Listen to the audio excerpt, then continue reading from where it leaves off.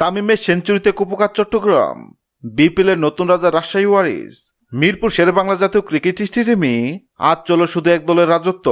এক পেশে ফাইনালে চট্টগ্রামকে 63 রানের ব্যবধানে হারিয়ে শিরোপা নিজেদের গড়ে তুলল রাজশাহী ওয়ারিস। তানজিদ হাসান তামিমের বিধ্বংসী সেঞ্চুরি আর বলাদের তোপে পাত্তায় পায়নি চট্টগ্রাম। টস হেরে ব্যাট করতে নেমে শুরুটা দেখে শুনে করলেও সময়ের সাথে সাথে রুদ্রমতি ধারণ করেন তানজিদ তামিম। সাহেবজাদা ফারহান 30 এবং কেন উইলিয়ামসনের 40 সঙ্গী করে তিনি মাঠের চারদিকে 4 ছক্কার ফুলঝুরি ছুটান। মাত্র 62 বলে 100 রান করে সাজঘরে ফেরেন তিনি।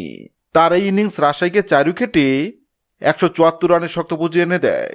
চট্টগ্রামের পক্ষে শরীফুল ও মুগ্ধ 2টি করে উইকেট শিকার করেন।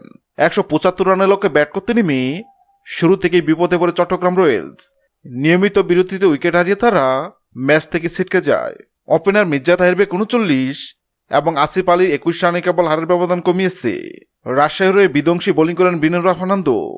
মাত্র 9 রান দিয়ে 4 উইকেট শিকার করে একাই চট্টগ্রামকে ম্যাচ থেকে ছিটকে দেন তিনি।